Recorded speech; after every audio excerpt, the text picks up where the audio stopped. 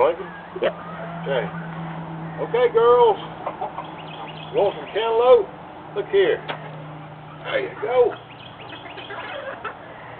How about my younger babies? Come here. Younger babies?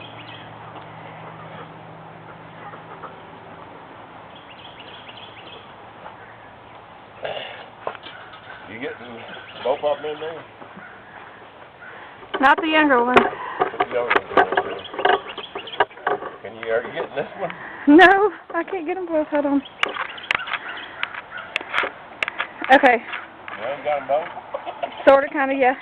Sort of, okay. I mean, it's at a distance, but yeah. Okay. All right, set her down. That platform will get turned up if you want to. You can go any way you want to. Okay. Giving the girls some cantaloupe this morning. If you'll notice behind me, all my babies are out now. They ain't babies no more. But I have let out 5 New Jersey Giants. That's the black ones, like that right there. I've let out 3 Silver Lace Wyandottes. That's the spotted ones right there. And I've let out 4 Buff Orpington. That's the brown ones right here. Now all these are 3.5 months old. Now I got 2 in this rooster pen. They used to be roosters. I mean, they are roosters. But I thought they were hens to start with. What they were supposed to be, and it turned out to be roosters. Here's a little bit. So I got 2 in there that I'm going to have to get rid of. Also, after I cleaned this pen out, the red pen, I brought the babies I had at Tracy's. You remember the 9 babies we had over there? 8 of them made it. So they're in the red pen now. I cleaned that out. And if you'll recall, I had 6 white leghorns, 1 rooster, old Foggy, and 5 hens. All 6 of those are now over Tracy's in the pen. So we got everything all switched around. So one other thing I thought I would try to explain to you, in case you don't know, is how to integrate chickens. As you can see, they're integrated and they're not fighting. But now there's an art to that, and there's several steps you got to take. First of all, according to the scientists, a chicken can remember 100 other chickens. Now whether that's true or not, I don't know, but that's what the scientists say. So, anytime that you need to integrate chickens into your flock, the first step that you got to take is you got to introduce them. Now the way I did it, this red pen over here, the chicken was in the red pen. So my big girls, they would walk over and communicate and whatnot, and they got to know each other. Now you need to do that for at least a week. Now in my case, they was over there for a long time. It was over there for several months. So yeah, they knew them well. Now once they get to know each other, then if you just let them out into the flock, they're going to fight and they're going to kill one another. However, there is a magic trick. What I did was took them and I put them in my little pen. Can you see that little pen, Tracy? Yep. Yep. Okay. I put them in my little pen there, and I put them inside my chicken house.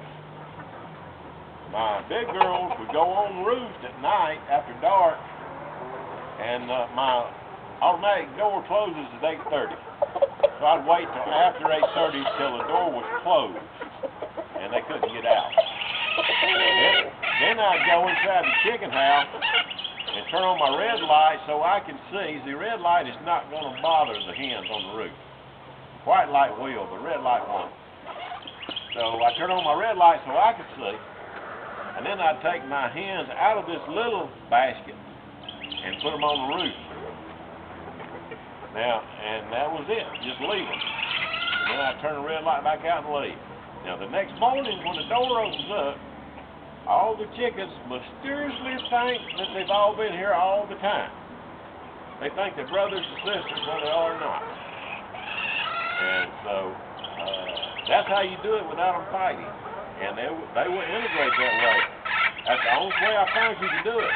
You don't want to just take one out of a pen and chuck them out here on the yard. They're going to get attacked. Somebody's going to get killed. But if you do it the way I'm talking about, then you won't have any problems. As you can see, I integrated a whole bunch of them in the last week. Now also, if you will recall, on the last film I made, and that's when I was integrating the New Jersey Giants, the black one. That's the first one I put in. I cut my arms all up on this homemade basket I made, and I told Tracy at the time that I had to tape it or do something. Well, what I decided to do, I didn't tape it. This is what I done. I took a piece of plywood, I cut me out a door, put hinges on it. I took that wire top off the basket, laid it up there, drilled holes in it. And now on this side, I made sure it stuck up enough so it catches the door when I shut it. That way I won't never cut my arm again. I won't never have a problem with chickens trying to get out. Now this is a rubber clamp. It's a steel clamp with rubber on it. I tied a string right here. If I'm going to transport them, I just run it through here and tie it down, just like that. They're not going nowhere. But that was a simple solution to the problem. Also good for getting them off from sitting. Huh? Also good from keeping them from sitting. Yeah. I had a gray hen that tried to sit. Well, first of all, I had a little bit, that little Banny. And I put her in here. Of course, I elevated on bricks. And I've already told y'all this once if you listen to all my movies. But I elevated on bricks. I put a little bit in there and put her some food and water. Left her 3 days. See, when they want to sit, the whole thing is that their butt gets hot, like up around 100 degrees, something like that. And as long as it stays that hot, they're going to sit. They'll sit on eggs, they'll sit on fake eggs, they'll sit on rocks. They'll sit on just a bird nest with nothing in it. They don't care. They're in the mother mode. So, if you put them in a pen and it's elevated, the wind can get underneath there, especially at night, not the wind but the air, and it'll cool that rear side down. They can't snuggle down. See, if they're in the nest, they're going to snuggle down to that nest material and it's going to keep that rear end hot until the eggs hatch, and then they'll automatically come out of it. But if you don't want them to sit, put them in a cage, put bricks on it so air can get underneath it. They can't put that rear end down on nothing to keep it hot, especially at night, and it'll get them out of the mother mode. Now I broke a little bit from it, then she started laying again. Then I had a gray hen that tried to do it. I stuck her in it, and that was on the last film. I broke her from it, took her out, and now then little bit's wanting to go into mother mode again. I don't know what I'm going to do with her. Well, I'm going to do her again for this. I'm going to put her back in here, and I'm going to break her again. And I really don't, I've got my suspicions of what's doing it, but now Sam, the rooster, he's doing his thing. He's breeding with the gray girls and the white girls. These young ones, I haven't seen him try to do nothing with them yet. But what I feel like is happening, even though a little bit is a banning, she's real small, and Sam is a full-grown rooster, I believe that Sam is getting a little bit every now and then. Every time he gets to her, she goes into mother mode. That's what I think is happening, but now I'm not sure. Yeah, she's never done it before. But yeah, she's never done it before, so that's what I feel like is happening. She's doing it again, by the way. I just chased her off. Yeah, I won't put her back in here. Hey, girl. Now then. got this chair over here. Let me turn it back. Oh, you want a raise? Is that what it is?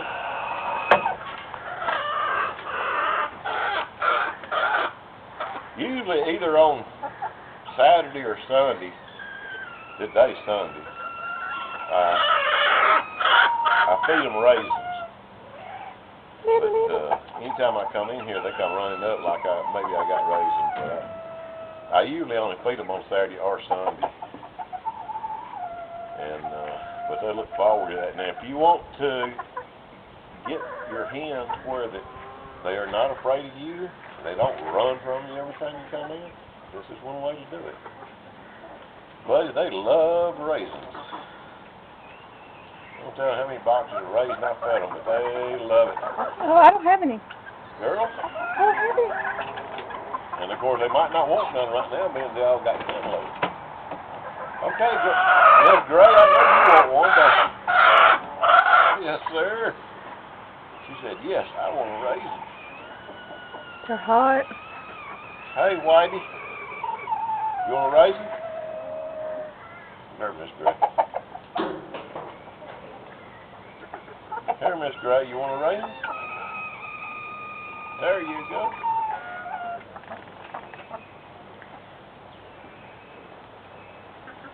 So basically, in this pen right now, hey, Miss Gray, I have 20 chickens that's running out in the 50 by 50 pen. I've got 19 hens and a rooster. And Tracy, she's got, well, after she integrates her white ones, I think she got 10 now, right? Yeah. And you'll have 6 more. That'll be 16. And get rid of one rooster. Yeah. And so that'd be 15. And then whatever hens we got in these babies, these 8 babies, they're going back to Tracy too. And hey, Miss Whitey, how are you doing? And any roosters that we have, we'll put with these 2 that I already got over here. And there's a place that's in kind of south central Alabama, I guess you could say. It's like an hour drive from here. But what it is an auction. And they auction off chickens, goats, turkeys, most any kind of animal, I guess. And if you'll remember last time I had 12 roosters I had to get rid of. Now, a friend of mine wanted one of them, and I gave one to him. And the other 11, that's what I did with them. I took them down to that auction, and they auctioned them off for me. Now, the first batch of roosters we had, me and Tracy slaughtered them, put them in the freezer and eat them. But now, that is a whole lot of work. And if the price of chicken was real high, we'd do it again. But at the moment, the price of chicken don't, in my opinion, don't justify all the work we have to do. Yeah. So therefore, They were delicious. we're going, Whitey, would you stop reaching in my hand where I got raisins? If I offer you a raisin, you can have one. If I don't offer it, you keep your mouth out of it. Hey, Miss Gray. That's right. You done had 2 or 3 before anybody else has had one.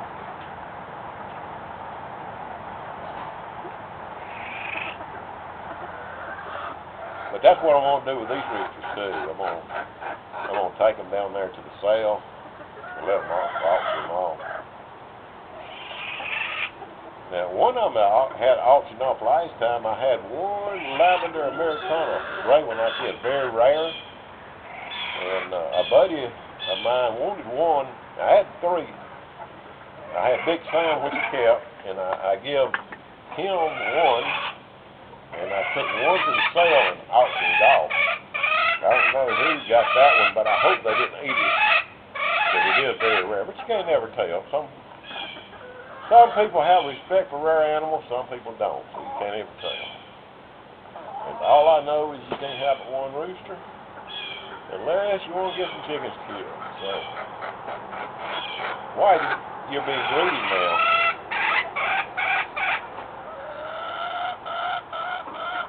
Well, hold on, girls. My goodness.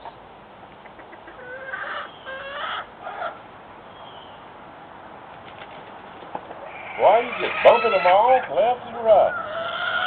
You were just a big hog.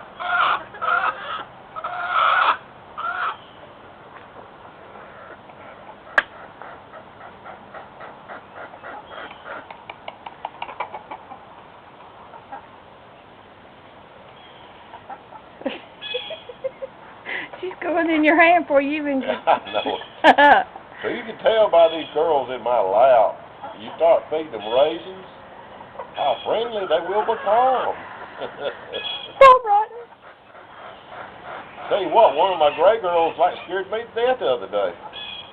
I started in the pen, and now this pen I got it 7 feet high, and I'm 6 foot, so I ain't got a whole lot of head space there. But I started in the pen, and one of my gray ladies immediately came off the ground and flew up and was going to get on my shoulder. And she didn't do it because, I mean, it shocked me because that's the first time she ever tried that. And I guess because she's seen a little bit, my little bandit, and she does it all the time. But now the big girls, that's a whole different story. Because I'll probably get my ears boxed and my head slapped with wings if I let them fly that high and get on where I don't with little bit. But anyhow, it shot me, so I threw my arms up, but she didn't make it to my shoulders. Hey, girls, that's one box of raisins down the drain. What? Do you think I got another box? Huh? No, you do. I probably do, but this film is probably getting too long. 17 minutes. 17 minutes. Does it have a counter on there? Yeah, it's 17 minutes. Okay. All right, well, we're 17 minutes in, girls, and we're going to need to cut it off, okay? Go ahead and cut it off, Tracy.